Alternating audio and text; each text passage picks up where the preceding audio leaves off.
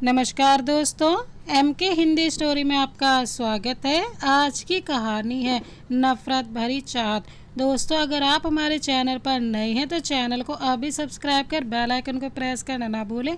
हम आपके लिए इस तरह की प्यार भरी कहानियाँ लाते रहते हैं। चलिए तो कहानी शुरू करते हैं। मुंबई शहर, सभी लोग हाथ बांधे खड़े थे और डर से कांप रहे थे। किसी को कुछ नहीं पता था कि उनके साथ क्या होने वाला है। सभी की आंखों में डर साफ दिखाई दे रहा था।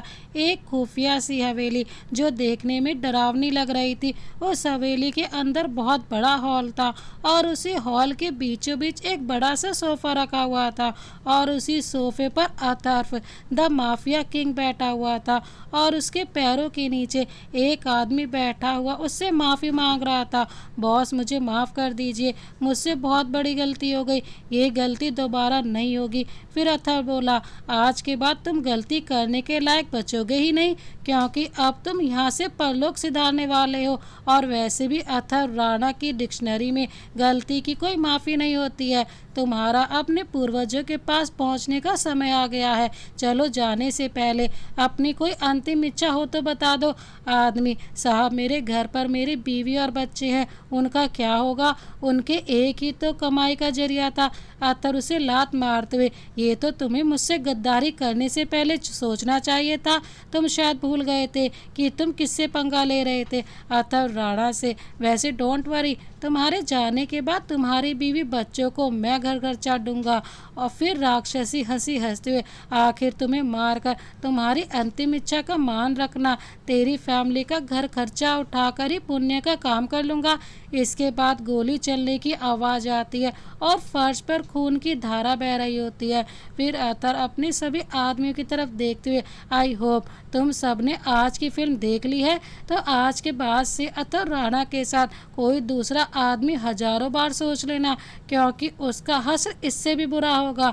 अपने आदमियों को उस आदमी की लाश ठिकाने का बोलकर अतर उस हवेली से बाहर निकल आता है और उसने अपने आदमियों से कार निकालने को कहता है, जिसके बाद अपने हाथों में लाइटर से सिगरेट जलाकर उसके कश भरने लगता है। और कार आते ही दो बॉडीगार्ड उसके लिए कार का गेट खोलते हैं और वो बड़े ही शान से कार में बैठ जाता है और कार हवा से बातें करते चलने लगती है और अतर अपने लैपटॉप में काम करने लगा।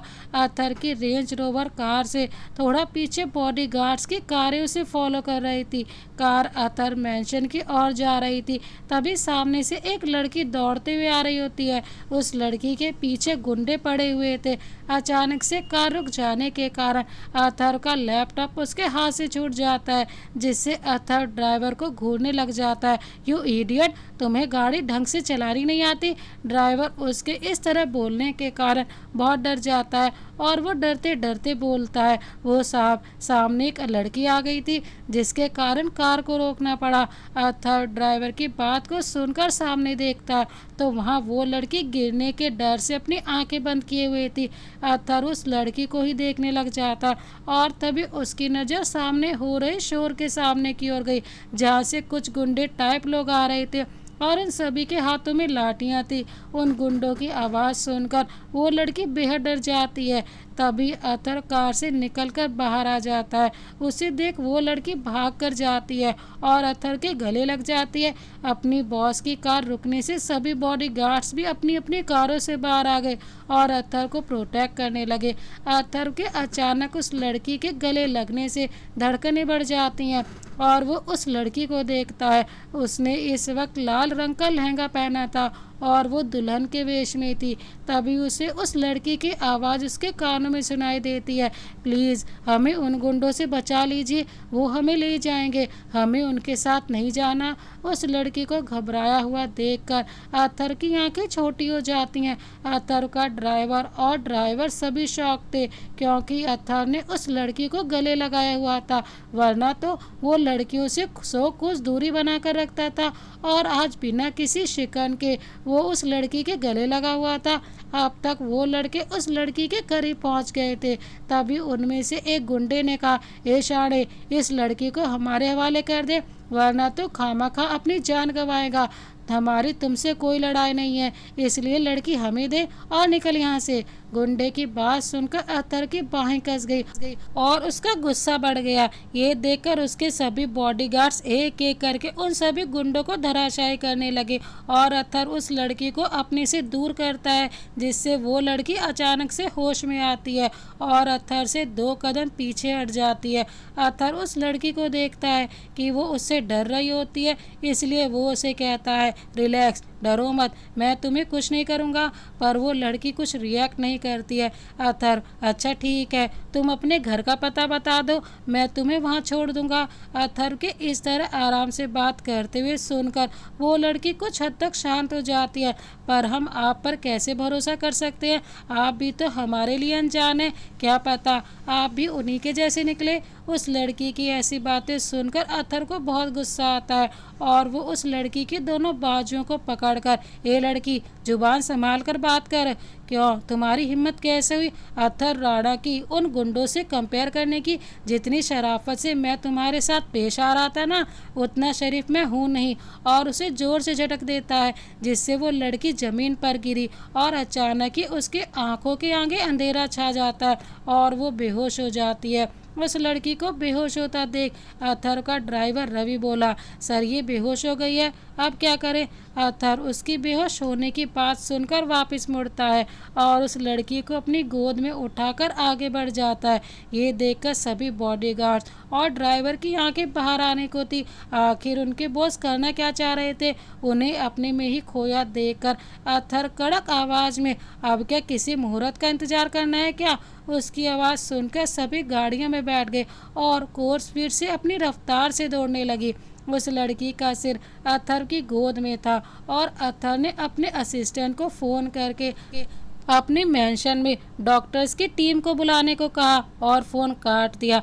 अतर अपनी गोद में सोई हुई लड़की की एक फ़ोटो ले लेता है और किसी को सेंड करके उसकी इंफॉर्मेशन निकालने को कहता है और आधे घंटे के सफ़र के बाद वो अपने मेंशन के आगे खड़ा था। वो जैसे ही अंदर गया, वहाँ पहले से ही डॉक्टर्स की एक टीम रेडी थी और असिस्टेंट भी वहीं मौजूद था। अतर को अपनी गोद में एक लड़की को लाया देख उसके असिस्टेंट और डॉक्टर का हाल एक जैसे ही था। फिर अतर उन सभी को अपने पीछे आने का इशारा करता है और उस लड़की को लेकर अपने कमरे में चला जाता है और उसे किंग साइज बेड पर लिटा देता है। वाकई में वो लड़की बहुत ही नाजुक थी, जो केवल अतर के हाथों से ही बेहोश हो गई थी। इसी कारण अतर ने उसे बेड पर बड़े ही सावधानी से लिटाया ताकि उसे चोट ना पहुंचे। अतर डॉक्टर्स को उसका चेकअप करने का इशारा करता है। डॉक्टर सिर झुका उसे ऑब्जर्व करने लगे। कुछ देर बाद उसे एग्जामिन करने के बाद डॉक्टर अतर की ओर रुख करते बोले, ये 2-3 दिनों से भूखी है और कुछ दिनों से स्ट्रेस लेने के कारण बेहोश हो गई है। इन्हें सुबह तक होश आ जाएगा। ये कुछ दवाइयाँ लिखी हैं मैंने, मंगवा लेना। अब आपकी इजाज़त हो तो चलता हूँ। तो अतर उसे जाने का कहता है और असिस्टेंट को दवाइयों की पर्ची थमाकर उसे दवाई लाने को कहता है, जिससे वो हाँ में सिर हिलाकर वहाँ से चला जाता है। और अब अतर उस लड़की के पास बैठ जाता है और उसके पास बैठ जाता है और गौर से उसके चेहरे को देखने लगता है। दूध सा गोरा रंग, भूरे बाल और भूरी आंखें, तीखे नैन नेक्स, परफेक्ट फिगर और सोते हुए वो किसी मासूम गुड़िया की तरह लग रही थी। उसकी एज करीब 20-22 साल के आसपास थी और दिखने में किसी छुई मुई के पौधे जैसी थी। अतर के उसे देखते हुए ही कहा, तुम उस संगमरमर के पत्थर की तरह तराशी गई हो, कोई बेहद ही खूबसूरत मूरत हो कि जिसका दीदार ये दिल रोज करना चाहेगा। अचानक ही उसके मुंह से शायरी निकली, ऐ मेरे सनम, जब से देखा तेरा ये नूरानी चेहरा कि दिल ये मेरा मेरे इख्तियार में नहीं रहा। लगता है जैसे ये अपने से ही बगावत करने पर तुला है और मुझे तुमसे मोहब्बत करने पर मजबूर करता है। अतर अपने ही मुंह से निकली शायरी को सुन शॉक हो जाता है और बोलता है, ये मैं क्या सोचने लगा था, मैं इस लड़की की तरफ अट्रैक्ट हो सकता हूँ? ऐसा हरगिज़ नहीं हो सकता। वैसे भी कोई लड़की इस दुनिया में मेरे लिए बनी ही नहीं है। तुम्हारे होश में आते ही मैं तुम्हें तुम्हारे घर भेज दूंगा और इस झंझट से छुटकारा मिलेगा। तभी उसकी नज़र उस लड़की के कपड़ों पर जाती है जो सड़क पर गिरने से गंदे हो गए थे। उसका वो शादी का जोड़ा मिट्टी से सन चुका था।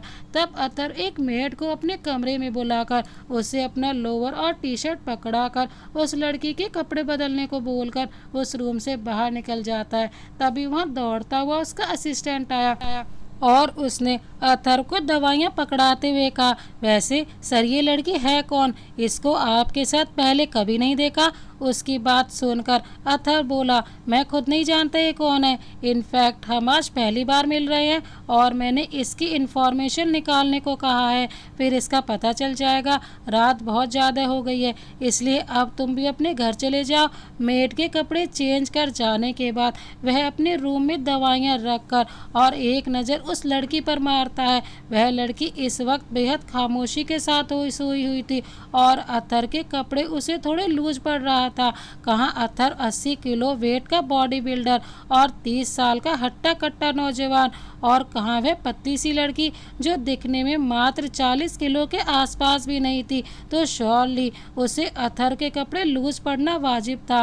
अथर अपने रूम से निकलकर अपने स्टडी रूम में आ गया और अपना बचा हुआ काम लैपटॉप पर करने लगा। तभी टेबल पर रखा हुआ उसका मोबाइल बजने लगा। उसने कॉलर आईडी देखा और फ़ोन उठाकर बोला, बताओ क्या इन्फॉर्मेशन पता चली उसकी? उधर से बोला गया, सर आपने जिस लड़की की फ़ोटो मुझे भेजी है मैंने उसकी सारी इन्फॉर्मेशन इकट्ठा कर ली है। उसका नाम रिधा शर्मा है और ये एक मिडिल क्लास फैमिली से है। इनके माँ पापा इस दुनिया में नहीं है, जिस वजह से ये अपने चाचा चाची के पास रहती है और ये एक छोटे से रेस्टोरेंट में वेटर की जॉब करती है और ये आज अपनी शादी से भाग कर आई है। बस इतना ही पता चला है। अथर उसे ओके बोला, फ़ोन रख देता है और बोलता है, ओह तो तुम्हारा नाम रिधा है, नाइस नेम। और वो ड्रॉर से सिगरेट निकालकर बालकनी में आ गया और सिगरेट के धुएं को हवा में छोड़ने लगा और कुछ सोचने लगा। वहीं नीचे सर्वेंट क्वार्टर में एक आदमी वहाँ से छुपते छुपाते बाहर निकलता है और किसी को फ़ोन मिलाकर बताने लगता है, सर आपको पता है आज सर अपने साथ एक लड़की को लेकर आए थे और तो और उसे अपने रूम में भी लेकर गए हैं और अभी तक नीचे भी नहीं आए हैं। आज से पहले तो ऐसा कभी नहीं हुआ। इतना सुनकर वहाँ से कुछ बोलकर फ़ोन कट कर दिया जाता है और ऐसे ही रात गहरा जाती है और नई सुबह अपना पंख फैलाए धरती को प्रकाशित करने लगा। रिधा के चेहरे पर धूप पड़ने से वो कसमसाने लगी और उसके दिमाग में कल का सारा वाक़या घूमने लगा। फ्लैशबैक, शर्मा हाउस पूरा लाइटों से सजा हुआ था और सभी लोग भाग दौड़ कर काम कर रहे थे। वहीं शर्मा हाउस के अंदर रिधा अपने रूम में आईने के सामने बैठकर तैयार हो रही थी। उसकी आंखें रोने के कारण सूज गई थी और वो बुत बने बैठी थी और दो लड़कियां उसे दुल्हन बनाकर वहां से चली गई और रिधा अपनी किस्मत को कोसने लगी। आखिर हमारे साथ ही ऐसा क्यों होता है? हमने किसी का क्या बिगाड़ा है? हम एक गुंडे मवाली से शादी कैसे कर सकते हैं? तभी रूम का डोर ओपन करके उसके चाचा चाची की लड़की निहारिका अंदर आती है और उसे रिधा डर जाती है और सोचने लगी, ये हमें लेने आ गई, अब हमारा क्या होगा? हमें ये शादी नहीं करनी है, प्लीज़ गॉड हेल्प अस। तभी उसके कानों में निहारिका की आवाज़ आई, दीदी आप सब कुछ जानते हुए भी ये शादी क्यों कर रही हैं उस गुंडे मवाली से? ना जाने वो कितनी बार जेल जाकर आ चुका है। उसके ऊपर 12 से ज़्यादा रेप और धोखाधड़ी की केसेज है। मेरे हिसाब से आप इतनी भी नासमझ नहीं है जो सच्चाई जानने के बावजूद उस बेकार सी शक्ल के गुंडे से शादी करें। माँ पापा तो मानने से रहे, आप तो कुछ करिए। रिधा निहारिका की बातें सुनकर अपना रोना रोक नहीं पाती है और उसके गले लग गई और रोते हुए बोली, तुम्हें ऐसा क्यों लगा कि हम ये शादी करना चाहते हैं? इनफैक्ट हम ये शादी नहीं करना चाहते। तुम हमारी कुछ हेल्प करो ना निहारिका। एक काम करते हैं, आप यहाँ से भाग जाइए। और ये बोलकर वो इधर उधर देखने लगी और तभी उसके दिमाग में कुछ आया और वो रिधा के वार्डरोब से एक साड़ी निकालती है और उसे खिड़की के पास लेकर बांध देती है और साड़ी को बाहर की ओर लटका देती है। यस दी, काम हो गया। आप यहाँ आइए और साड़ी का पल्ला पकड़कर नीचे कूद जाओ। ये ज़्यादा ऊंचा नहीं है रिधा, पर निहारिका हमें बहुत डर लग रहा है, हम ये नहीं कर पाएंगे। निहारिका, जस्ट चिल दी, आप अपनी आंखें बंद करो और भगवान का नाम लेकर कूद जाओ। You can do it. Niharika के कहने पर रिधा अपनी आंखें बंद करके भगवान का नाम लेकर एक ही झटके में कूद गई और निहारिका ने वहां से साड़ी खोल दी। तभी उसे अपनी माँ अनीता की आवाज़ आई, निहारिका बेटा क्या हुआ, इतनी देर क्यों लगा दी तुमने रिधा को लाने में? नीचे सभी लोग तुम लोगों का इंतजार कर रहे हैं, शादी का मुहूर्त निकल रहा है। और अब तक वो रिधा का कमरा खोलकर अंदर आ गई थी। जैसे ही वो आए उन्हें रिधा नहीं दिखी। वो अपनी बेटी की तरफ देखने लगी। बोलो रिधा कहाँ है, दिख नहीं रही है? निहारिका, वो माँ वो यहाँ नहीं है। अनीता जी, यहाँ नहीं है का क्या मतलब है? उसे जमीन निगल गई या आसमान खा गया? निहारिका, वो यहाँ से भाग गई है। रिधा के भागने की बात सुनकर अनीता जी जोर से चिल्लाकर बोली, वो भाग गई? ऐसे कैसे? हम उन्हें क्या जवाब देंगे? उनकी जोर जोर से आती आवाज़ को सुनकर अब तक सुनील जी, रिधा के चाचा भी आ गए और बोले, अब क्या करूँगा मैं? वो गुंडा मुझे छोड़ेगा नहीं। एक काम करते हैं, नीचे जाकर सभी को बता देते हैं। वो गुंडा अपने आदमियों को रिधा के पीछे लगा देगा। अभी था, वो ज़्यादा दूर नहीं गई होगी। और वो नीचे जाकर सभी गुंडों को रिधा के पीछे लगाने को कहता है और गुंडे रिधा के पीछे पड़ गए और रिधा दुल्हन के गेट अप में ही सड़क पर बेतहाशा भागे जा रही थी। मैंने बार बार पीछे पलट कर देख रही थी और ऐसे ही थोड़ी दूर भागने के बाद एक गाड़ी उसके सामने आ गई और उसके बाद एक आदमी उससे धक्का दिया और इसके बाद क्या हुआ उसे कुछ याद नहीं आ रहा था। Flashback and Sharma house. Ridha के चाचा चाची का घर। शर्मा हाउस में रिधा के अभी तक कुछ पता नहीं चल पाने से कोहराम मचा हुआ था और उन गुंडों का भी कुछ अता पता नहीं था। उन्हें गए करीब 4 से 5 घंटे हो गए थे। इसलिए रिधा का होने वाला पति आकाश बहुत गुस्से में था। उसने गुस्से में सुनील जी के कॉलर पकड़ते हुए कहा, बोल उसे कहाँ भगाया है? अगर सच नहीं बोला तो मुझसे बुरा कोई नहीं होगा। सुनील जी, साहब हम लोगों को सच में नहीं पता कि वो कहाँ गई है। आप चिंता मत करो, मैं जल्दी कुछ करता हूँ और उससे आपकी शादी कराऊंगा। और अनीता जी अपनी हाँ में हाँ मिलाते हुए कहती हैं, हाँ साहब मेरे पति सच कह रहे हैं। हमें सच में कोई अंदेशा नहीं था कि वो इस शादी को छोड़कर भाग जाएगी, नहीं तो हम 24 घंटे उस कलमुही पर नज़र रखते और ऐसी कोई नौबत ही नहीं आती। सारे समाज में नाक कटवा दी, नासपीटी कहीं का नहीं छोड़ा हमें। आकाश गुस्से से, अपनी जुबान संभाल कर बात करो। तुम मेरे ही सामने मेरी होने वाली पत्नी को इस तरह बोल रही हो, जुबान काट दूंगा, समझी? उसके इस तरह बोलने से अनीता जी डर के मारे चुप बैठ जाती हैं और आकाश वहां से उठते हुए बोला, मैं तुम लोगों को लास्ट वार्निंग दे रहा हूँ, अगर 2 दिनों के अंदर मुझे वो अपने सामने नहीं दिखी तो तुम लोग अपनी ज़िंदगी की उल्टी गिनती करना शुरू कर देना, वरना मुझसे बुरा कोई नहीं होगा। और यहाँ से भागने की गलती बिल्कुल मत करना। मेरे आदमी हर समय तुम लोगों पर नज़र रखेंगे। और वहाँ से निकल जाता है और सुनील जी धम से सोफे पर अपना सिर पकड़े बैठ जाते हैं और अनीता जी उनके पास बैठ उन्हें सांत्वना देने लगती है। इस दौरान निहारिका चुप रही क्योंकि उसे डर था अगर कुछ बोल दिया तो शायद उन लोगों का उस पर शक चला जाएगा कि उसने रिधा को यहाँ से भगाने में मदद की है। और वो भी चुपचाप सोफे पर बैठ गई।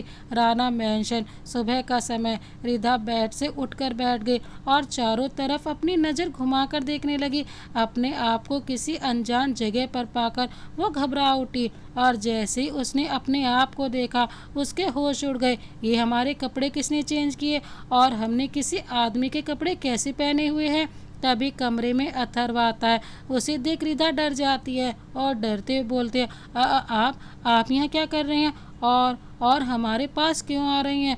अथर्व रिधा की बात सुनकर, miss Ridha Sharma listen to me, ये घर मेरा है और इस वक्त तुम मेरे रूम में हो और मेरे ही बेड पर बैठी हो, समझ आई बात? और मेरे ही ऊपर गुर्रा रही हो। How dare you?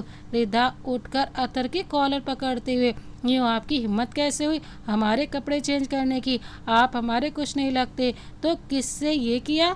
अतहर की रिधा के कॉलर पकड़ने से गुस्से से आंखें लाल हो जाती हैं, जिसे देखकर एक पल के लिए रिधा भी घबरा जाती है और अपने आप संयमित कर, हम डरते नहीं हैं आपसे, समझे आप। होंगे आप कहीं के राजा बादशाह, लेकिन हमारे सामने आपका कोई मोल नहीं है।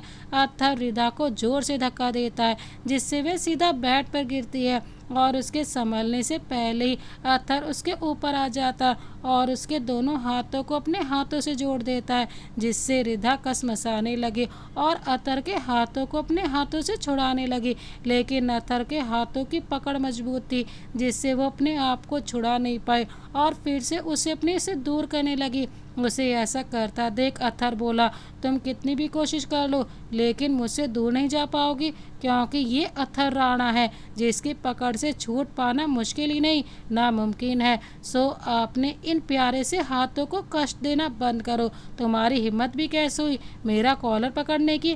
किसी की इतनी औकात नहीं है कि अतहर राणा के गिरीबान में हाथ डालने की जुर्रत करे।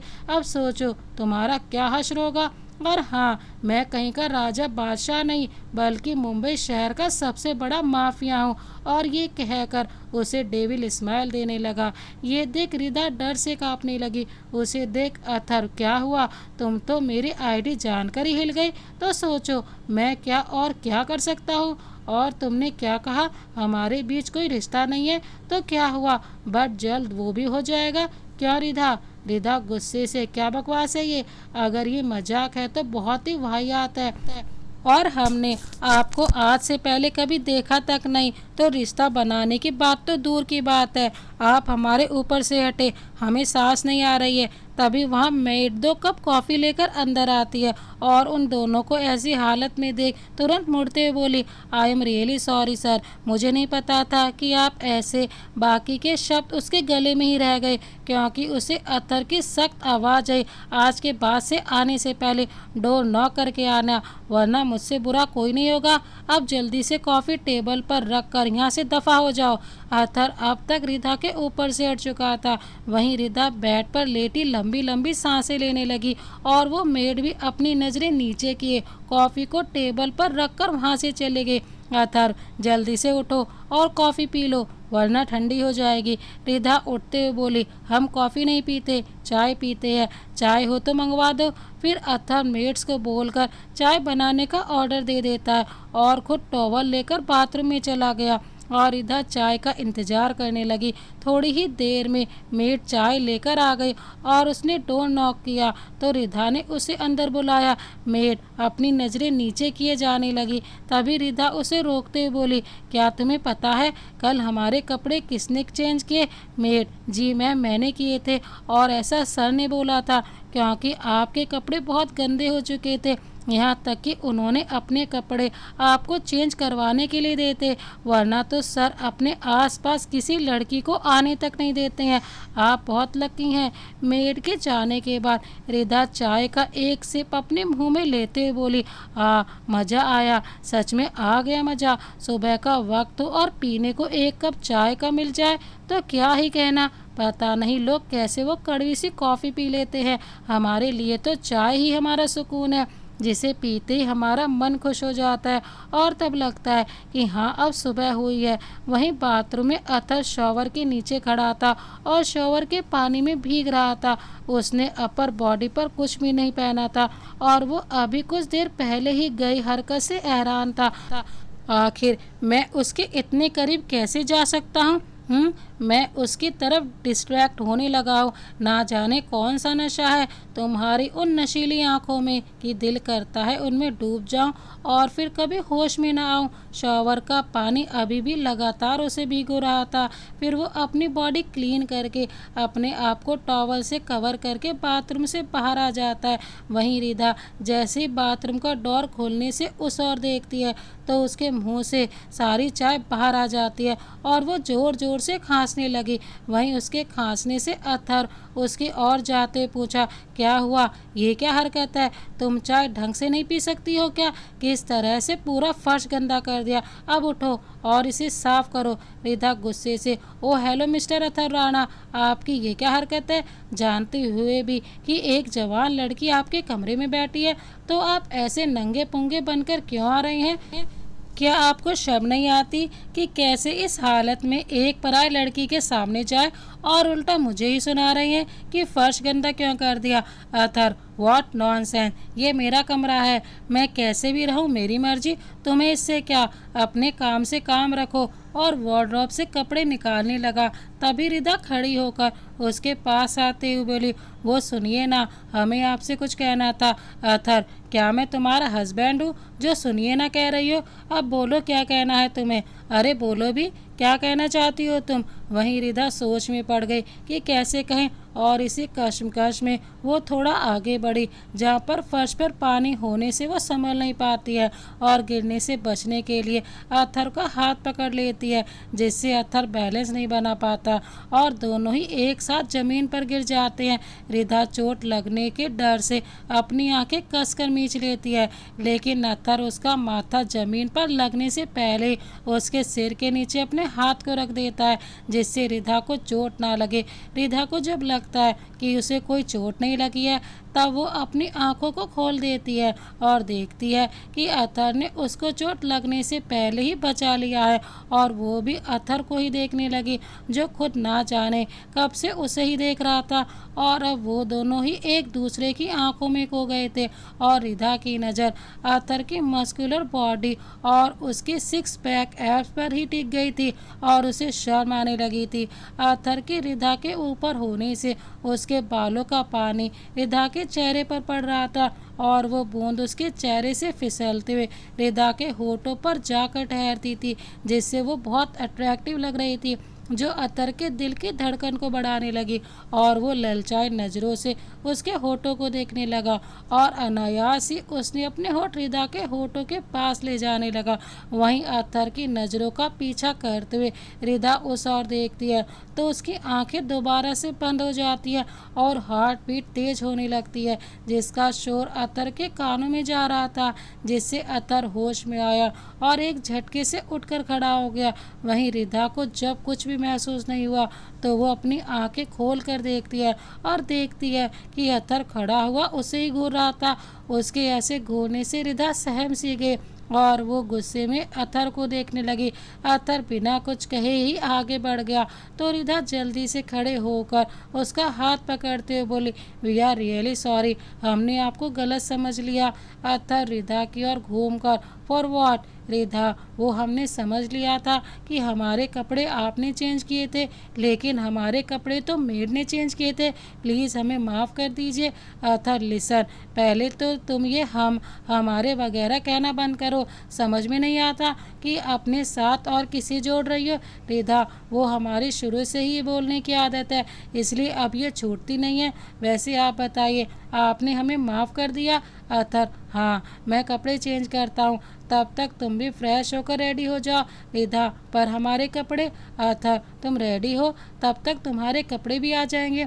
और फिर वो किसको फ़ोन करके लेडीज़ कपड़े लाने को कहता है और खुद क्लोजेट रूम में चला जाता है।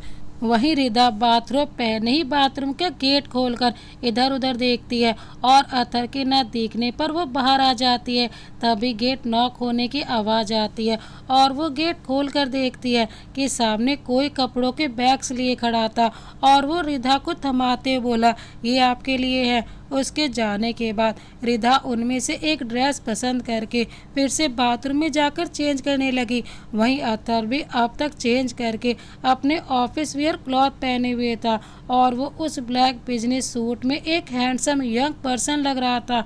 वो मिरर के सामने खड़ा परफ्यूम लगा रहा था, जिसकी पूरी महक रूम में फैल गई थी, और रिधा बाहर आकर एक टक अथर को निहारने लगी और अनायास ही बोली, wow, you are so handsome, look like every girl dream, prince charming. अपने आप को आपको थपकी देकर ये हम भी क्या सोच रहे हैं? उसे सोच में गुम देख अथर बोला, चले। रिधा नासमझी से, कहाँ? अथर, तुम्हारे घर छोड़ना है, तुम्हें नहीं चलना है क्या? रिधा अटकते हुए, हाँ तो हम वहाँ नहीं जा सकते।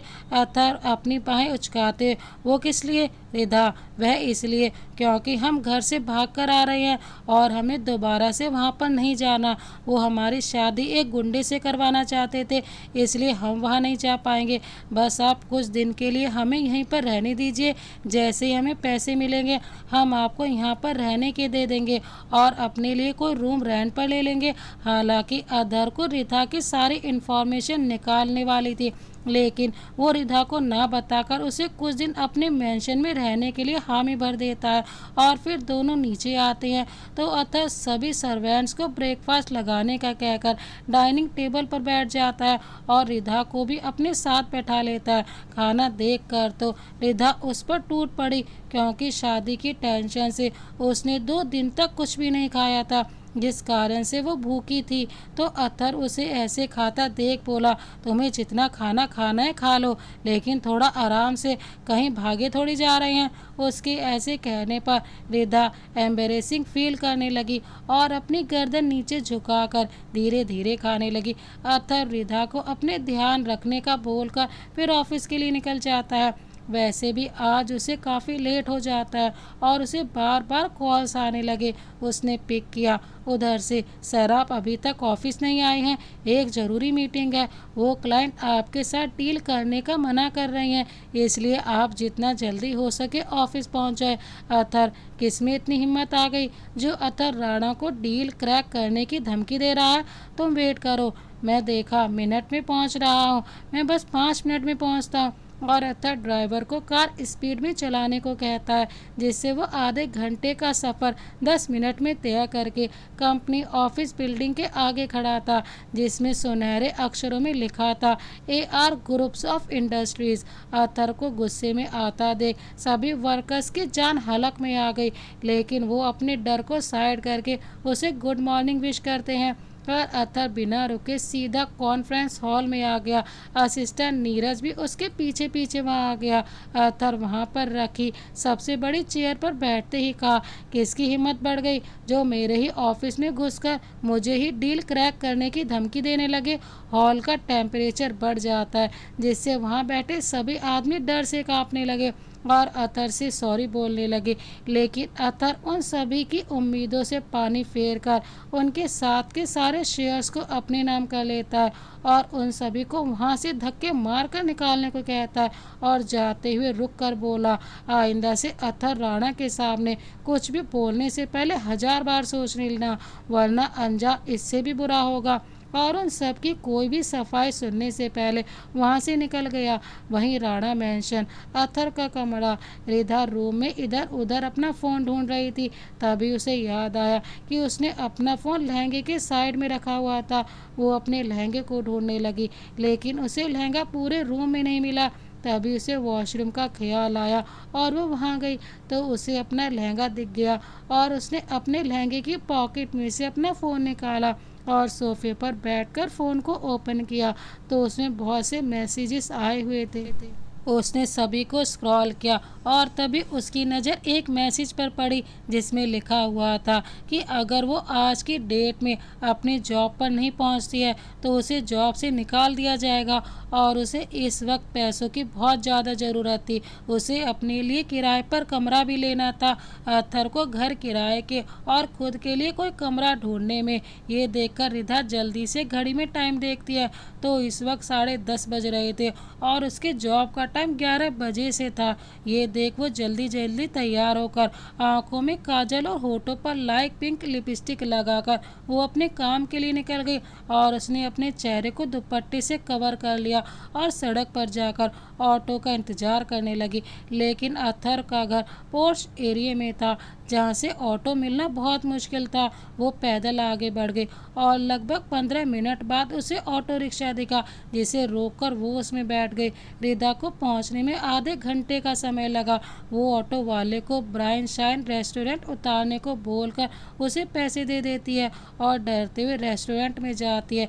तभी उसे रास्ते में मैनेजर मिलता है। वो उसे देख कर कहता है, अरे रिधा, तुम इतने दिनों बाद, तुम्हें पता भी है इस वक्त सर बहुत गुस्से में है और वो तुम्हें जॉब से निकाल देंगे, तुम जल्दी जाओ। रिधा सीधा ऑफिस में जाती है जहाँ पर रेस्टोरेंट का मालिक बैठा हुआ था। वो उसे डरते डरते बोली, वो सर क्या हम अंदर आ जाएं? बॉस, हाँ हाँ बिल्कुल, क्यों नहीं, आपका ही तो इंतजार था। मिस रिधा शर्मा, कहो आज कैसे आना हुआ, आज कैसे इस रेस्टोरेंट में आ गई? रिधा अपने बॉस को कहने का तरीका अच्छे से समझ रही थी, लेकिन फिर वो अपने आप में हिम्मत बांधते हुए बोली, वो एक्चुअल में सर हमारे घर कुछ इमरजेंसी आ गई थी जिस कारण हम 4 दिनों से जॉब पर नहीं आए। बट आई प्रॉमिस सर, आज के बाद से हम टाइम टू टाइम वर्क पर आएंगे। प्लीज़ एक मौका दे दीजिए, आज के बाद कभी भी छुट्टी नहीं रखूंगी। बॉस, फाइनली तुम्हें याद तो है कि तुम कहीं जॉब करती हो? याद से मैं तुम्हें आखिरी बार मौका दे रहा हूँ। आज के बाद से तुम कोई छुट्टी लोगी और अपना काम करोगी। अब तुम जाकर अपना काम करो। रिधा अपने बॉस के एक मौका देने पर बहुत खुश हुई और उसने अपने बॉस को थैंक यू बोला और अपने काम पर चली गई। वो सीधे हॉल में गई और वहाँ से ऑर्डर लेने लगी और फिर वो किचन में से उनके मंगवाए हुए डिशेस सर्व करने लगी और ऐसे ही वो एक के बाद एक ऑर्डर लेने लगी और अपने काम में बिजी हो गई।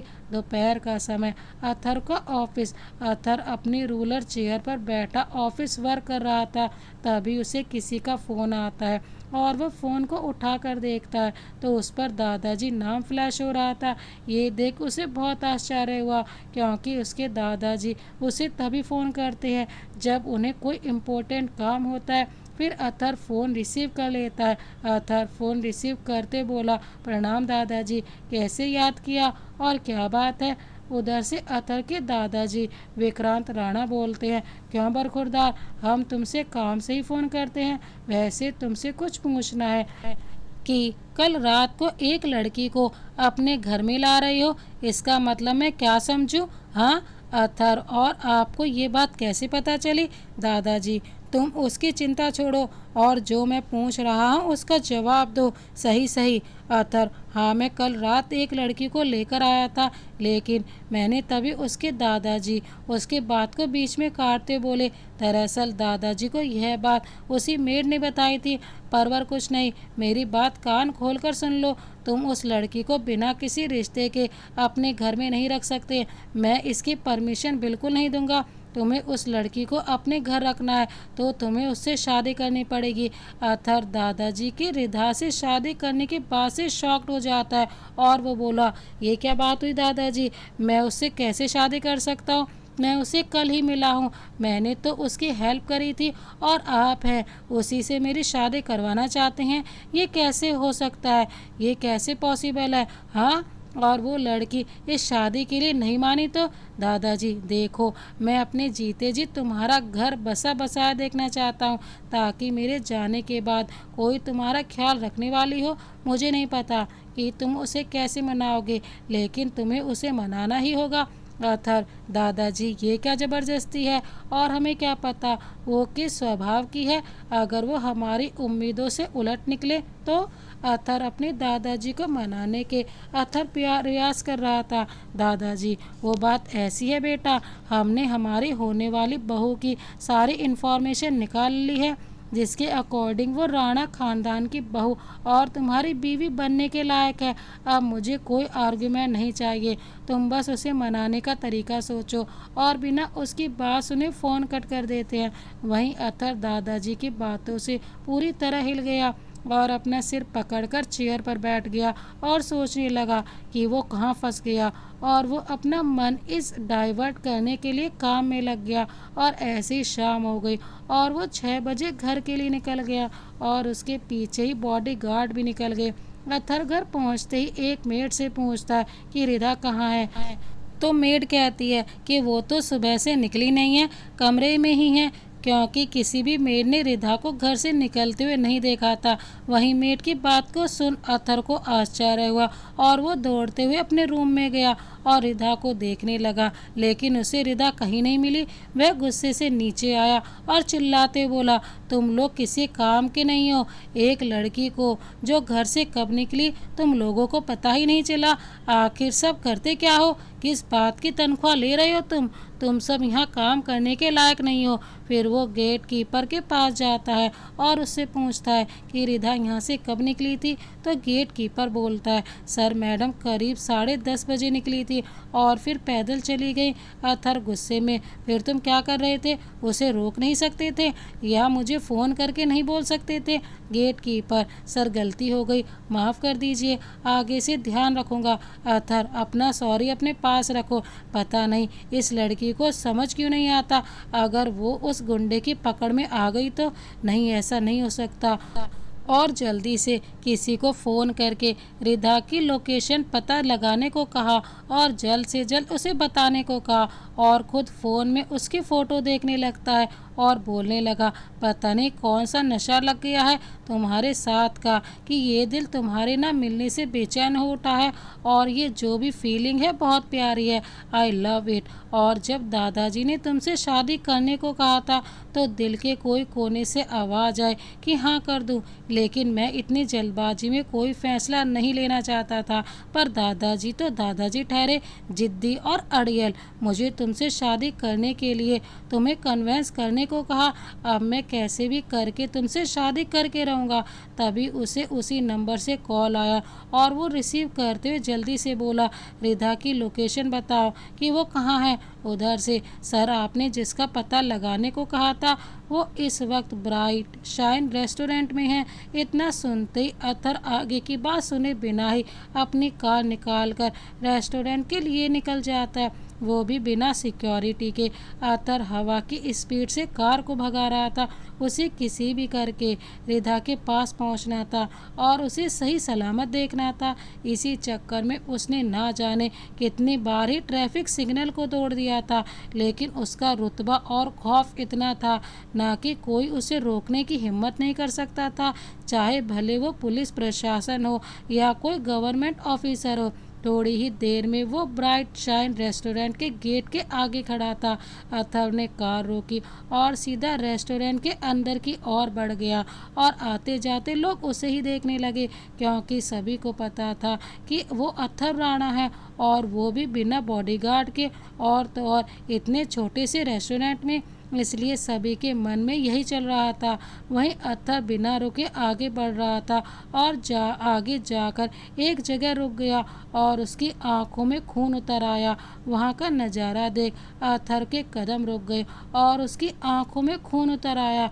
वो इस वक्त इतना भयानक लग रहा था कि कोई उसके सामने आ जाए तो उसकी खैर नहीं।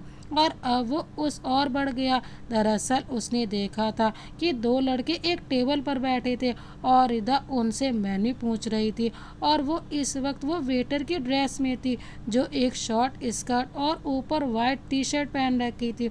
और वो लड़के बार बार उसके हाथ को टच कर रहे थे और कभी उसकी खुली टांगों पर रखते, और तो और उनकी नज़रें रिधा के डिप नेक गले पर थी।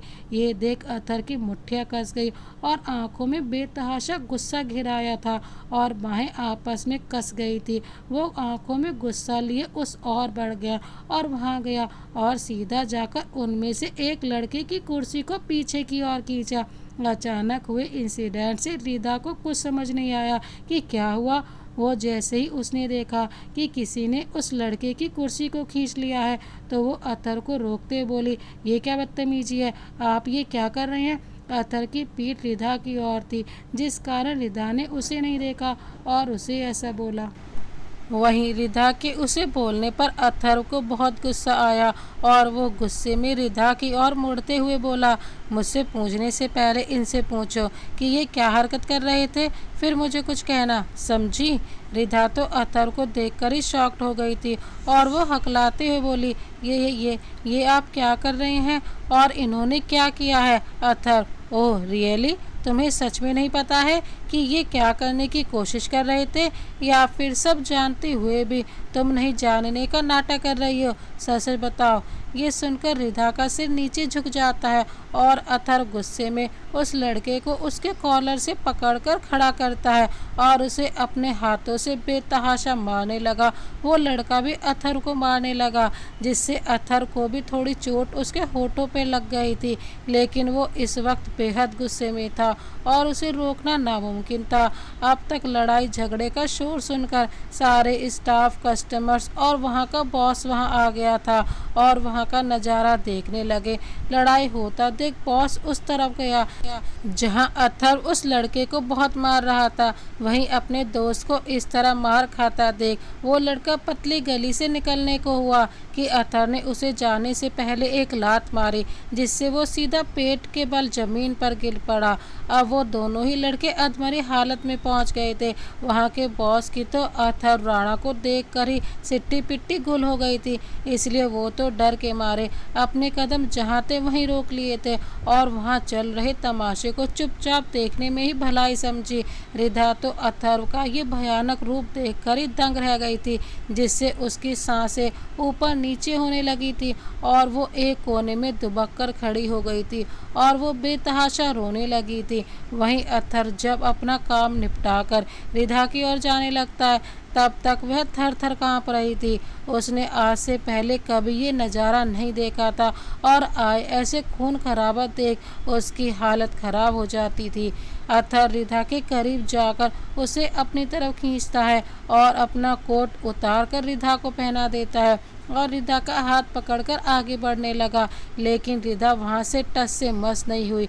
ये देख अथर्व गुस्से में पीछे मुड़ता है और बिना कुछ कहे उसे अपनी गोद में उठाकर वहां से निकल गया और वहां खड़े सभी लोग सदमे में खड़े ये नज़ारा देखने लगे, क्योंकि ये आश्चर्यजनक था कि अथर्व एक लड़की के लिए यहाँ आया और उसे अपने हाथों से उठाया भी था।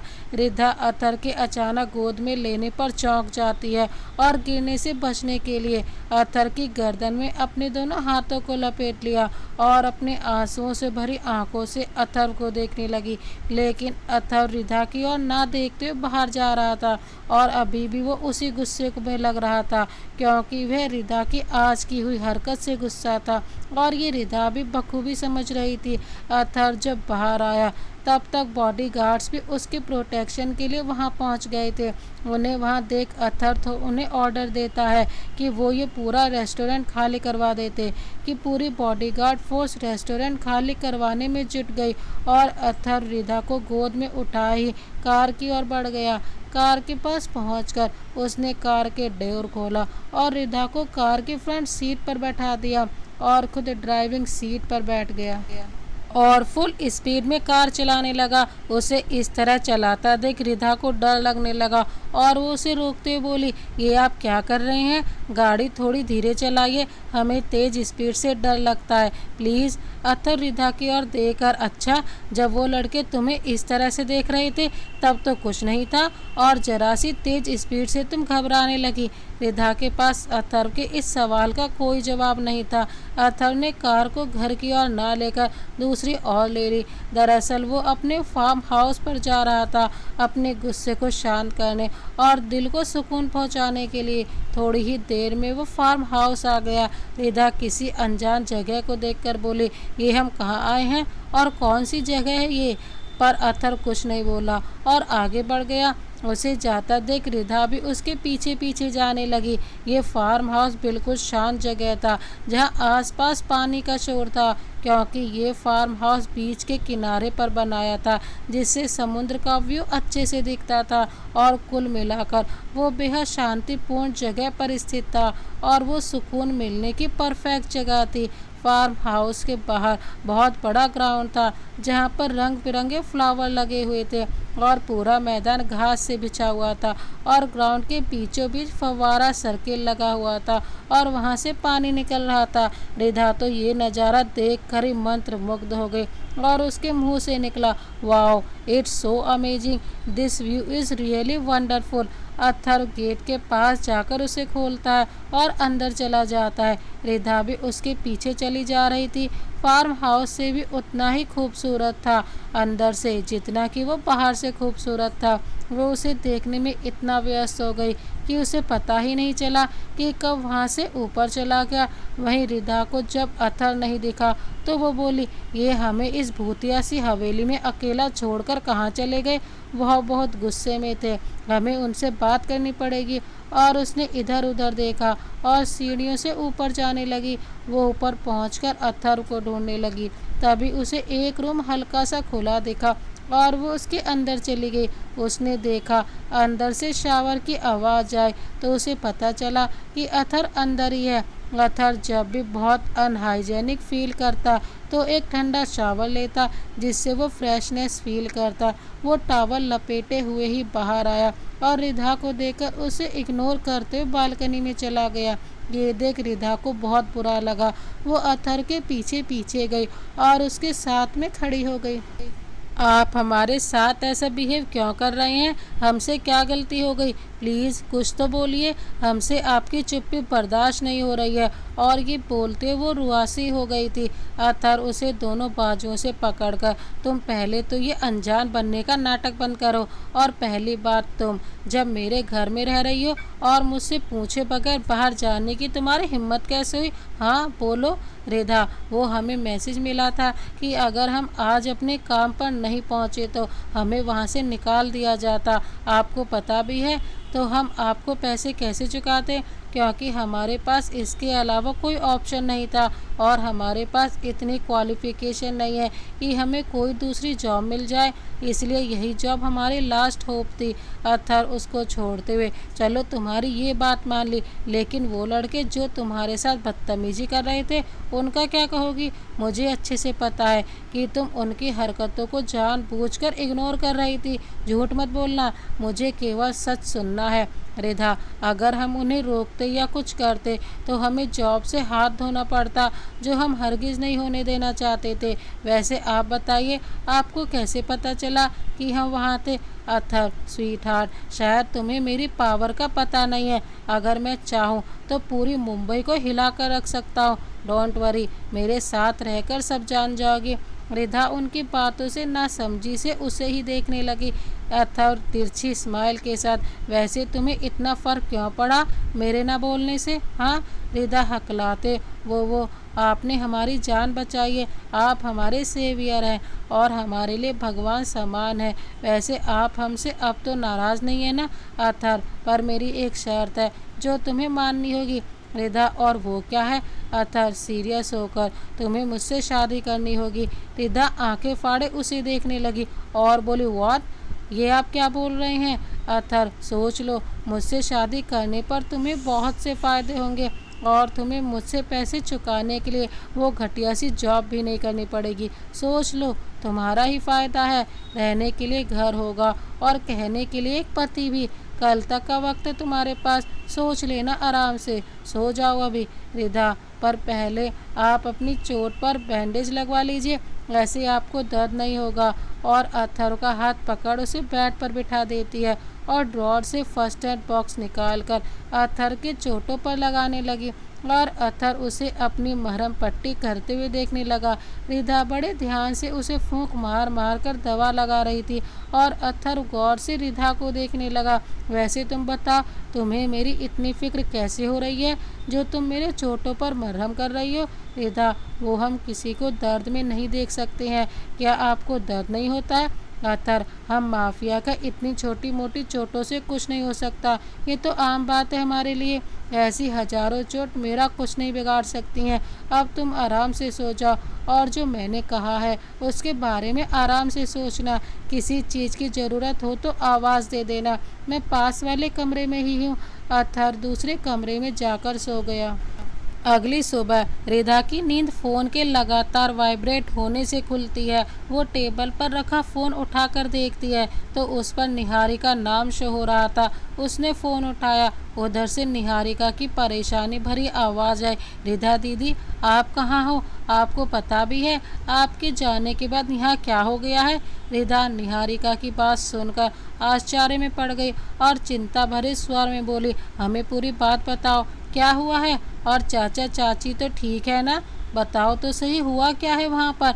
निहारिका रिधा को घर से भगाने के बाद जो कुछ भी हुआ वो सब बता देती है। रिधा सब जानने के बाद बोली, तुम टेंशन ना लो, हम कुछ करते हैं। निहारिका, पर दीदी आज आखिरी दिन है, फिर वो हमसे हमारा सब कुछ छीन लेगा। मुझे तो बड़ी टेंशन हो रही है और मम्मी पापा तो इस चक्कर में खाना भी नहीं खा रहे हैं। वैसे आप बताइए, आप अभी कहाँ हैं? इस शहर में हैं या कहीं और हैं? रिधा, तुम हमारी फ़िक्र मत करो, हम बिल्कुल ठीक हैं और सेफ़ जगह हैं। और हाँ, तुम फ़िक्र नहीं करना, हम जल्दी ही कुछ सोचते हैं इस बारे में। तुम अपना ध्यान रखो और चाचा चाची को खाना खिला दो और उन्हें टेंशन फ्री रहने की कहो। निहारिका हाँ भरकर फ़ोन काट देती है।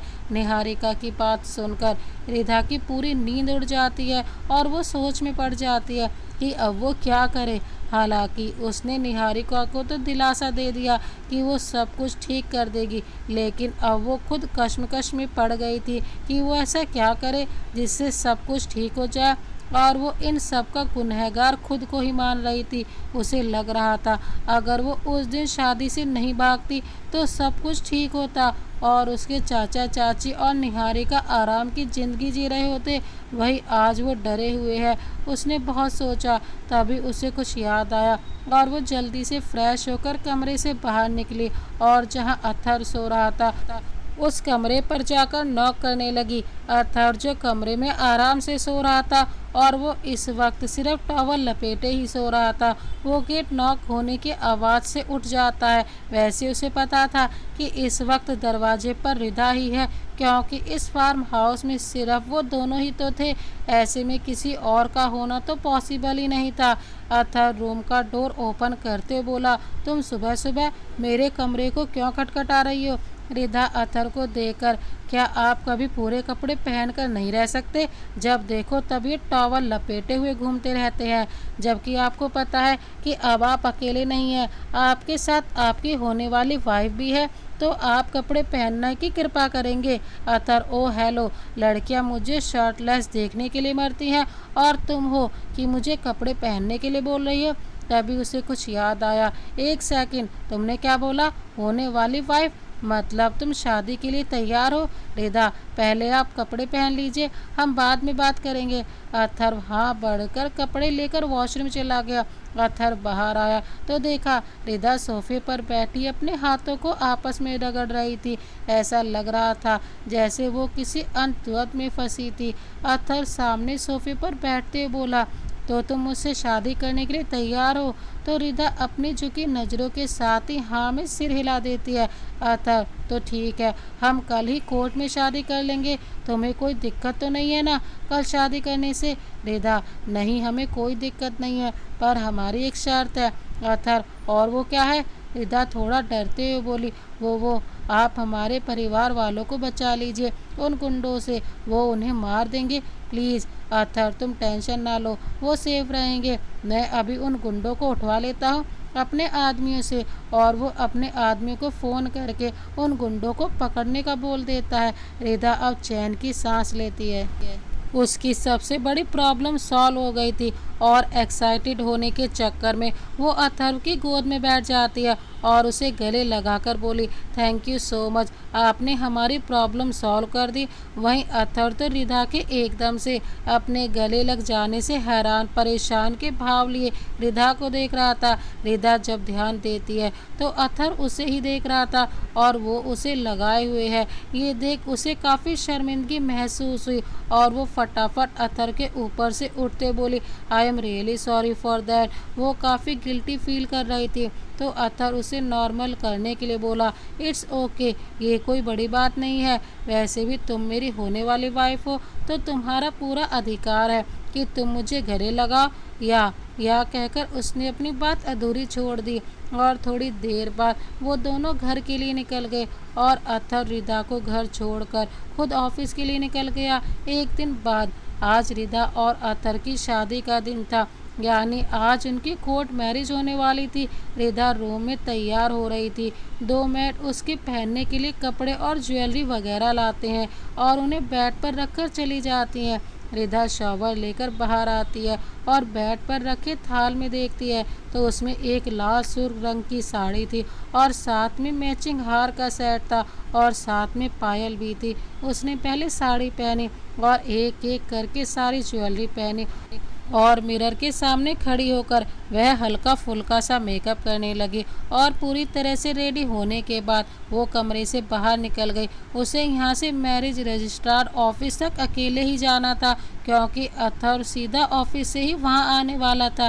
रिधा हॉल में आई तो देखा कि सभी सर्वेंट्स उसे ही घूर घूर कर देखने लगे। ये देख वो बोली, क्या हुआ, हम खराब दिख रहे हैं क्या? तभी एक ओल्ड एज महिला जो वहाँ की हेड सर्वेंट थी, जिसका नाम गायत्री था, वो रिधा की ओर आते बोली, नहीं माय डियर, तुम तो आज बहुत प्रीटी लग रही हो, कहीं तुम्हें मेरी ही नज़र न लग जाए। और अपनी आंखों से काजल निकालकर रिधा को लगाते बोली, किसी की नज़र ना लगे तुम्हें। रिधा, डोंट वरी आंटी, आप हमसे बड़ी हैं और भला आपने इससे बड़े की नज़र लगती है क्या? गायत्री जी बोली, अपनी सूरत की तरह ही तुम्हारी बातें भी बहुत प्यारी हैं, भगवान आपको हर खुशी दे। और मैं तो अथर्व बाबा के लिए बहुत खुश हूँ कि उन्हें तुम्हारी जैसी हमसफ़र मिल रही है, और तुम भी बहुत खुशनसीब हो बेटा, क्योंकि अथर्व बाबा ने आज से पहले कभी इस हवेली में तुम्हारे अलावा किसी और लड़की को नहीं लाए हैं, और ना ही वह कभी किसी लड़की के करीब गए हैं। और यहाँ तक कि इस हवेली में भी मेरे अलावा कोई लड़की वगैरह सर्वेंट नहीं है। तो तुम लक्की हो जो अथर्व बाबा को पसंद आ गई हो। चलो अब जाओ, जाने में देरी हो ना हो जाए, अथर्व बाबा को पसंद नहीं है कि कोई लेट से आए। रिधा गायत्री आंटी को शुक्रिया बोलती है और उनका आशीर्वाद लेकर वो चली जाती है। वो बाहर जाती है तो वहाँ पहले से ही ड्राइवर उसका वेट कर रहा था। रिधा भी कार में बैठ जाती है और आधे घंटे बाद वो मैरिज रजिस्ट्रार ऑफिस के सामने थी। अथर्व अभी तक नहीं आया था, इसलिए रिधा वहीं खड़ी रहकर अथर्व का वेट करने लगी, और इतनी देर जो उसने हिम्मत बनाई हुई थी वही अब उसे टूटती हुई महसूस हो रही थी। मैरिज रजिस्ट्रार ऑफिस के सामने खड़े होकर, लेकिन वो कमज़ोर नहीं पड़ना चाहती थी। उसने कभी नहीं सोचा था कि उसकी शादी इस कंडीशन में होगी। पहले उस गुंडे आकाश से उसकी इच्छा के विरुद्ध होने वाली थी, और अथर्व के साथ शादी करना, वो भी इस तरह से। हालांकि उसका दिल भी अथर्व से शादी करने के डिसीजन को सही बता रहा था, लेकिन रिधा का दिमाग अभी उसी अचानक से डिसीजन लेने से हैरान और परेशान था, और इसी कश्मकश में वो फंसी हुई थी। रिधा को अपनी शादी को लेकर बहुत से अरमान थे। उसने हमेशा धूमधाम से शादी करने के ख्वाब सजाए थे और सोचा था कि पूरा शहर उसकी शादी में शामिल होगा और सभी लोग उनकी शादी की मिसाल देंगे। लेकिन यहाँ सब उसके ख्वाबों के विरुद्ध हो रहा था। ना कोई बैंड बाजा, ना ही कोई अपना शामिल होने वाला था। होने वाली थी तो सिर्फ और सिर्फ कोर्ट मैरिज। तभी उसकी नज़र कार से निकलते हुए अथर्व पर गई, जो कि अपनी शान से कार से उतर रहा था, और उसने रोज़ की तरह ही ब्लैक कोट पैंट पहने हुए था, और उसके साथ ही बॉडीगार्ड्स और उसका असिस्टेंट नीरज भी आ रहा था। जैसे ही अथर्व ने रिधा को देखा, मानो उसकी नज़रें रिधा पर थम सी गई, और वो उसे ही निहारने लगा, और वो वहीं खड़े होकर उसे घूरने लगा, और वहीं उसके असिस्टेंट और बॉडीगार्ड उसे ही देखकर सोचने लगे कि जो बंदा आज तक किसी को नहीं देखता था, वो आज कैसे एक लड़की को देखे जा रहा है। वहीं थोड़ी देर तक भी जब अथर्व होश में नहीं आया तो असिस्टेंट नीरज उससे डरते हुए बोला, सर हम लेट हो जाएंगे, शादी का दिया हुआ समय निकल जाएगा। उसके इस तरह बोलने पर अथर्व हकीकत में आता है और बिना कुछ कहे ही रिधा के पास जाता है, और उसका हाथ अपने हाथों में लेकर अंदर की तरफ बढ़ जाता है, और नीरज अपने बॉस को जाता हुआ देखता रहता है और फिर खुद दौड़ते हुए उसके पीछे चले जाता है। नीरज तो अथर्व को देखकर ही शॉक्ड हो जाता है जब वो रिधा का हाथ पकड़ के चलता है। थोड़ी ही देर में अथर्व और रिधा की शादी की सारी फॉर्मेलिटी पूरी हो जाती हैं, और अब दोनों ही ऑफिशियली हस्बैंड वाइफ बन चुके थे, और कैंपेनर के तौर पर नीरज ने सिग्नेचर किए थे। फिर वो सभी मैरिज रजिस्ट्रार ऑफिस से बाहर आ गए और कार में बैठकर वहां से घर की तरफ निकल गए। अथर्व और रिधा कार से घर के लिए रवाना हो गए थे, और कार भी अपनी रफ्तार से चल रही थी, और इस दौरान वो दोनों ही चुप थे। शायद उन्हें यकीन नहीं हो रहा था कि वो दोनों ही अब शादीशुदा हैं, इसलिए वो अपने आप को ही यकीन कराने में लगे हुए थे। रिधा अपने में ही डूबी हुई थी। तभी उसकी नज़र रास्ते पर गई जो अथर के घर जाने का नहीं था। ये देख वो अथर से कहती है, ये तो हमारे घर का रास्ता नहीं है ना, हम कहीं और जा रहे हैं क्या। रिधा के हमारे घर बोलने से अथर हैरान हो जाता है और रिधा को देखने लगता है। उसका ऐसा देखने पर रिधा को याद आया कि अभी वो क्या बोल गई थी और वो शर्म से अपना सिर झुकाकर खिड़की से बाहर की तरफ देखने लगी।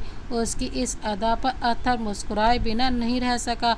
उसके होठों पर हल्की सी मुस्कान बिखर गई और थोड़ी देर में चली गई, जो शायद किसी ने नोट नहीं की, वरना वो तो दुनिया का 8वां अजूबा देख लेते, क्योंकि लोगों की नज़र में अथर एक हार्टलेस माफिया था जिसे किसी के मरने जीने से कोई फ़र्क नहीं पड़ता है और उसकी लाइफ में ऐसा कोई है ही नहीं जिसके खातिर वो जिए मुस्कुराए। अथर की कार एक बड़े से मेंशन के आगे आकर रुकती है जहाँ पर शांति निवास का बड़ा सा बोर्ड लगा हुआ था। उनकी कार बगीचे के बीचों बीच बनी सड़क से होकर गुजर रही थी और वहाँ एक दृश्य बहुत खूबसूरत और आकर्षक था। रिधा ने ऐसे नज़ारे सिर्फ फिल्म और सीरियलों में देखे थे और आज वो उनसे हकीकत में रूबरू हो रही थी। कार मेंशन के एंट्रेंस गेट पर रुकी और अथर के कार से निकलते ही सभी गार्ड्स अथर को सलाम कर रहे थे। रिधा तो ये देखकर आश्चर्य में पड़ गई। वो मेंशन संगमरमर के पत्थरों से बना था और वो अथर के घर से भी बड़ा था। अथर रिधा का हाथ पकड़कर मेंशन के दरवाजे पर जाकर नॉक करता है तो एक औरत आकर दरवाज़ा खोलती है और जैसे ही वो अथर को देखती है और ज़ोर से चिल्लाते बोली, बड़े साहब जल्दी आइए, देखिए आज कौन आए हैं। और उसके चिल्लाने पर एक बुजुर्ग व्यक्ति वहां आते बोला, क्या हुआ मालती, तुम इतना ज़ोर ज़ोर से क्यों चिल्ला रही हो। तभी उनकी नज़र अथर पर पड़ी और वो खुश होते बोली, ओ माय गुडनेस, आज हमारे पोते स्वयं हमारे पास चलकर आए हैं। हमें बेहद खुशी हुई आपको यहाँ देखकर। ये इंसान कोई और नहीं बल्कि अथर के दादाजी विक्रांत राणा जी थे। रिधा अथर के पीछे खड़ी थी, इसीलिए किसी की नज़र उस पर नहीं पड़ी थी क्योंकि रिधा अथर के पीछे ही खड़ी हुई थी। अथर, जी दादाजी, वैसे आपने जो काम कहा था वो मैंने कर दिया और सामने से हट गया। अब रिधा सबके सामने थी। दादाजी रिधा को देखकर समझ गए कि अथर ने शादी कर ली है। तभी अथर रिधा को कहता है, इनसे मिलो, ये है मेरे दादाजी मिस्टर विक्रांत राणा। रिधा अथर की बात सुनकर जल्दी से जाकर दादाजी के पैर छू लेती है तो दादाजी उसे आशीर्वाद देते बोले, जीती रहो बच्ची और भगवान आपको हर बड़ी खुशी आपको दे। तो रिधा मुस्कुराते बोली, थैंक यू दादाजी। विक्रांत जी, अच्छा लगा तुम्हारे मुंह से दादाजी सुनकर। अरे मालती बेटा, हमारी नहीं बहू आई है तो आप पहले उनका गृह प्रवेश करवाइए जिससे हमारे पोता और पोत बहू घर के अंदर आ सकें। कब से बाहर खड़े हैं, भाई स्वागत करो इनका। मालती जी बड़े साहब बोलकर किचन से स्वागत की तैयारी करने चले गए। अब तक नीचे हो रहे शोर को सुनकर अथर की चाची सुमित्रा और चाची का बेटा नकुल और उसकी मामी की लड़की श्वेता नीचे आ जाते हैं। वो अथर को देखकर चौंक जाते हैं क्योंकि अथर उस मेंशन में बहुत ही कमाता था और दादाजी के बुलाने पर ही आता था और 5-10 मिनट बैठकर चला जाता था। लेकिन आज अथर के साथ किसी लड़की को देखकर वो लोग भी कंफ्यूज हो गए थे क्योंकि अथर लड़कियों से दूर रहना पसंद करता था, लेकिन आज वो किसी लड़की को दादाजी से मिलाने लाया। ये उनके लिए बड़ी बात थी। अभी सुबह का समय था इसलिए अथर के चाचा मोहित इस वक्त अपने काम पर गए हुए थे। सुमित्रा चाची अथर के पास आकर झूठा कंसल्ट दिखाते बोली, अच्छा लगा आपको यहाँ देखकर अथर बेटा, इनफैक्ट मैं तो यही कहती हूँ कि तुम भी यहीं आ जाओ, वहाँ अकेले रहते हो, बोर हो जाते होंगे, यहाँ सब हैं तुम्हारा ख्याल रखने के लिए। और ये सारी बातें वो अपनी भतीजी श्वेता को देखकर बोल रही थी जो अथर से बहुत प्यार करती है। असल में ये सब छलावा है, वो तो सिर्फ अथर के पैसे और प्रॉपर्टी के लिए अथर के पीछे पागल है। अथर अपनी चाची की डबल मीनिंग बातों को बखूबी समझ रहा था। वो उनकी रग रग से वाकिफ था कि वो किस किस्म की औरत है, लेकिन वो अपने दादाजी को देखते हुए उन्हें झेलता था। वही नकुल की नज़र तो बस रिधा को ही घूरे जा रही थी क्योंकि रिधा बहुत ही खूबसूरत थी। नकुल एक नंबर का अय्याश लड़का था, कोई खूबसूरत लड़की मिली नहीं कि उसके पीछे पड़ जाता था। और वो रोज नई नई लड़कियों को पकड़ता रहता था। तभी सुमित्रा जी रिधा को देखकर बोली, वैसे अथर्व बेटा, हमारे घर में तो नौकरों की कोई कमी नहीं है, फिर तुम किसी और को यहाँ काम करने के लिए क्यों उठा लाए हो? यहाँ सब काम करने वाले हैं, तो यहाँ किसी दूसरे सर्वेंट की कोई जगह नहीं है। रिधा अपने लिए ऐसा सुनकर बहुत बुरा फील करती है। विक्रांत जी को भी अपनी बहू के इस तरह कहने पर बहुत गुस्सा आया और वो उनके कुछ कहने से पहले ही अथर्व अपनी आंखों में गुस्सा लिए अपनी चाची को घूरते हुए बोला, माइंड योर लैंग्वेज चाची जी। उसने चाची जी को जोर देते हुए बोला, जिसे आप ऐसा बोल रही हैं, पहले उसकी रियल आइडेंटिटी तो सुन लीजिए। She is my wife Mrs Ridha Atharva Rana. आई बात समझ में? आइंदा से कुछ भी उल्टा सीधा बोलने से पहले पूरी बात सुन लीजिए। आप किसी मिसअंडरस्टैंडिंग का शिकार नहीं होंगी। सभी लोग अथर्व के मुंह से शी इज़ माई वाइफ सुनकर सदमे में चले जाते हैं। कभी नहीं शादी करने वाले अथर्व ने अचानक से शादी कर ली, ये सब उनके मन में खटक रही थी। विक्रांत जी को आज अपने पोते को इस तरह किसी लड़की के लिए स्टैंड लेते देख खुशी महसूस हुई और वो अपने इस फैसले पर बहुत गर्व महसूस कर रहे थे। तो दोस्तों, इस कहानी को यहाँ तक देखने के लिए आपका बहुत बहुत धन्यवाद। इस कहानी को आगे देखने के लिए देखिए इस कहानी का भाग 2, जिसका लिंक डिस्क्रिप्शन बॉक्स में मेंशन कर दिया जाएगा। आखिर अथर्व की चाची रिधा के साथ क्या करेगी, जिससे कि वो रिधा को अथर्व की ज़िंदगी से दूर निकाल फेंकेगी। देखिए इस कहानी का भाग 2। Thank you so much. मिलते हैं एक और नई प्यार भरी कहानी के साथ। तब तक के लिए जय हिंद, वंदे मातरम।